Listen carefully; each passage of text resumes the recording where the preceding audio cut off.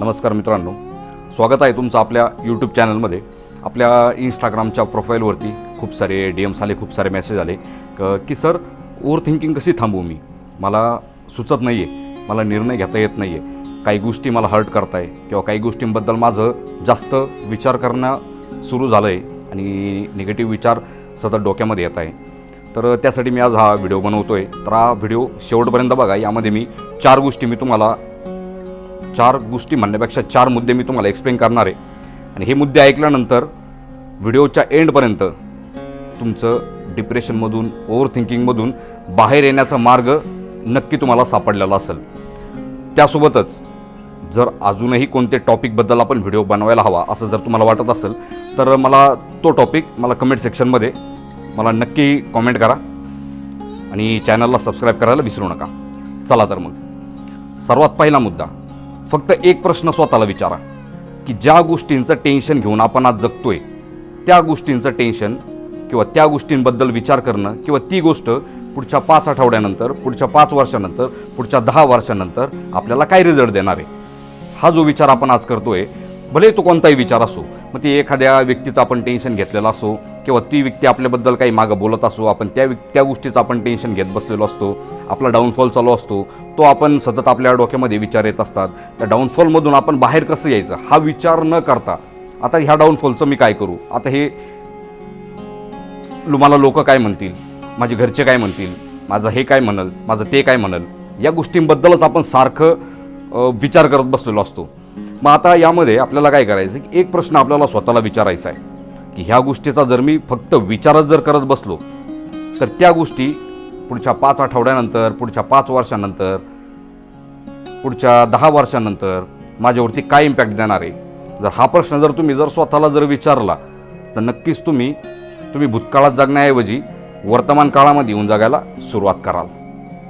दुसरा आणि महत्त्वाचा मुद्दा, कोणताही निर्णय घ्यायला जास्त वेळ लावू नका.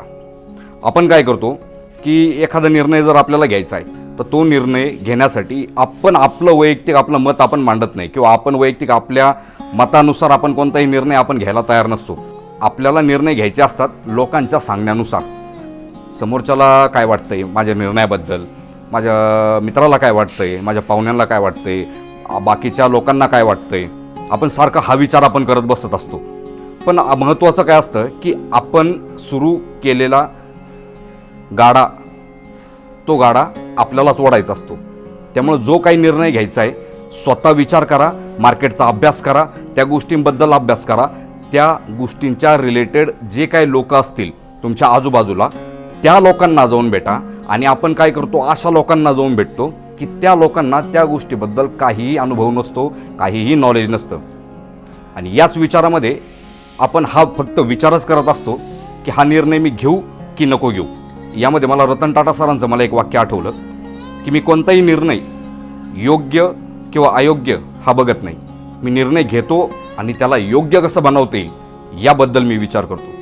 त्यामुळं कोणत्याही गोष्टीवरती जास्त विचार करणं थांबवा आणि पटकन निर्णय घ्या. आता याच्यामध्ये काय होतं, आपल्या त्या निर्णय घेण्याच्या प्रोसेसमध्ये खूप साऱ्या गोष्टी असतात. त्या गोष्टींनाही थोडासा तुमचा टाईम डिवाईड करा. यामध्ये जर एखादी छोटी गोष्ट असेल, भले मग ते आपण काय म्हणू शकतो की एखाद्याला वेळ देणं, एखाद्याला मेल करणं, एखाद्याला कॉल करणं, या गोष्टींसाठी फक्त 30 सेकंद द्या. या 30 सेकंदामध्ये पटकन निर्णय घ्या की मी हे करू की नको करू. यापेक्षा जर एखादा मोठा निर्णय असेल तर त्या मोठ्या निर्णयासाठी 1 तासांचा वेळ द्या, 2 तासांचा वेळ द्या. ह्या 2 तासाच्या वेळेमध्ये पटकन निर्णय घेऊन टाका, यस ऑर नो. आणि सर्वात महत्त्वाचं म्हणजे हे निर्णय घेताना अपेक्षा ठेवणं सोडून द्या की हा मला मदत करेल, मला तो मदत करेल, मग मी निर्णय घेईल. मला निर्णय घ्यायचा होता, मला हा योग्य वाटला, पण मला कोणी मदत केली नाही, तर कोणीही येणार नाही आहे तुमच्या मदतीला. तुम्ही घेतलेला निर्णय हा योग्य कसा होता हे आपल्याला दाखवून द्यायचं आहे आणि कुणीतरी येईल आणि आपल्याला मदत करेल ह्या आशेवर जर बसलात तर वर्तमानासोबत भविष्यही खराब होत बसेल. त्यामुळं आणि हे कुणीतरी तेव्हाच येतील जेव्हा अगोदर तुम्ही स्वतः काहीतरी बनलेले असाल. त्यामुळं आता वेळ वाया घालणं सोडून द्या आणि लवकर निर्णय घ्या. तिसरी गोष्ट म्हणजे आपण सर्व गोष्टींवरती नियंत्रण ठेवू शकत नाही.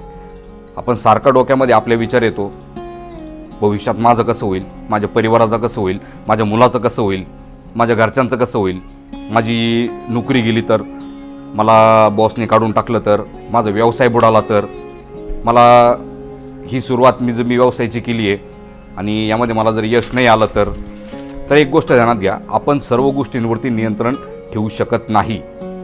आपण फक्त कर्म करत गेलो की फळ हे आपल्याला ऑटोमॅटिक मिळतं. त्यामुळे प्रत्येक गोष्टींवरती नियंत्रण आपलं राहणार नाही आहे. आणि डोक्यामध्ये आपले जे विचार येतात ना निगेटिव्ह, हे विचार येण्याचं कारणच ते असतं की आपण काय करतो, प्रत्येक गोष्टींवरती नियंत्रण ठेवायला बघतो.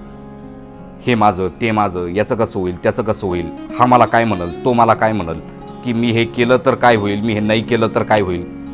पण त्यासाठी आपल्याला काय करायचं आहे, सगळ्यात अगोदर निर्णय घ्यायचा आहे आणि त्या निर्णयाशी आपल्याला ठाम राहायचं आहे. आणि तो निर्णय आपण आपल्या पद्धतीने किंवा आपण त्याला कशा पद्धतीने योग्य बनवू शकतो, आपण फक्त एवढं बघायचं. आपण नियंत्रण फक्त 2च गोष्टींवरती ठेवू शकतो, ते म्हणजे आपले विचार आणि आपली कृती. तर मग विचार पॉझिटिव्ह करा, कारण जसा आपण विचार करणार आपण तसेच घडत जाणार.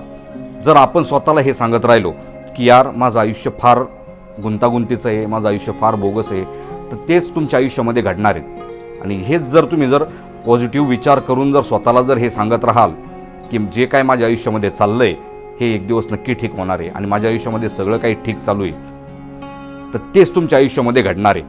त्यामुळे तुम्ही स्वतःबद्दल काय विचार करताय, पॉझिटिव्ह विचार करताय तर तुमच्या आयुष्यामध्येही पॉझिटिव्हच घडेल. तुम्ही जर निगेटिव्ह विचार करताय तर तुमच्या आयुष्यामध्येही निगेटिव्हच घडणार.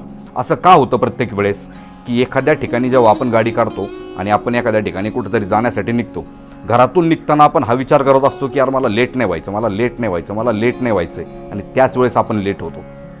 असं का होतं?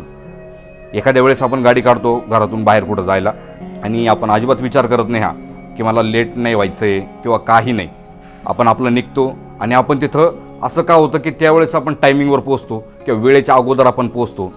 तर ह्या निसर्गाला ही गोष्ट माहीत नाही आहे की तुम्ही जो विचार करताय तो विचार चांगला आहे की तो विचार वाईट आहे. हे निसर्ग तुम्हाला तेच देणार आहे जसा तुम्ही विचार करत जाणार आहे. तर चौथा आणि महत्त्वाचा मुद्दा, परफेक्शनच्या भानगडीत पडू नका. या परफेक्शनच्या नादामध्ये असे भरपूर काही तुमच्या आयुष्यातले काही निर्णय होते का तिथं तुम्ही निर्णय घेऊन त्याला तुम्ही एका उंचीवरती तुम्ही नेऊन पोचू शकत होता. पण तुम्ही काय विचार केला तिथं की ह्या गोष्टीमध्ये मी आत्ता परफेक्ट नाही आहे म्हणून मी हा निर्णय मी घेणार नाही आहे, किंवा काय की मी त्या गोष्टीबद्दल कॅपेबल नाही आहे. कॅपेबल नाही आहे म्हणजे काय की मी त्या गोष्टीसाठी परफेक्ट नाही आहे. तर nobody is perfect in this world. लक्षात ठेवा, या परफेक्शनच्या भानगडीमध्ये पडू नका. हे परफेक्शन जर आपण करत बसलो तर आपण कधीही परफेक्ट होणार नाही आहे. आणि परफेक्ट कुणीही कोणत्याच फील्डमध्ये कुणीही परफेक्ट नसतं. मार्केटमध्ये खूप साऱ्या गोष्टी मार्केटमध्ये नवीन नवीन येत आहे. आपल्या आयुष्यामध्ये, आपल्या समाजामध्ये, आपल्या दुनियादारीमध्ये खूप साऱ्या गोष्टी येत आहे. त्या गोष्टीमध्ये इम्प्रोव्हायझेशन होतं आहे आणि हे इम्प्रोव्हायझेशन होतच जाणार आहे. त्यामुळं तुम्ही किती दिवस तुम्ही परफेक्शनच्या शोधामध्ये तुम्ही पडणार आहे. तर लवकर निर्णय घ्या आणि त्याला परफेक्ट बनवा. निर्णय घ्या. तर ह्या आहेत मित्रांनो हे महत्त्वाचे 4 मुद्दे. तर तुम्हाला व्हिडिओ कसा वाटला मला कॉमेंट करून मला नक्की कळवा. आणि अजूनही काही टॉपिक्स असतील की ज्यावरती आपण बोललं पाहिजे किंवा तो टॉपिक आपण घेतला पाहिजे तर मला तोही टॉपिक मला कॉमेंट करून मला नक्की सांगा. धन्यवाद.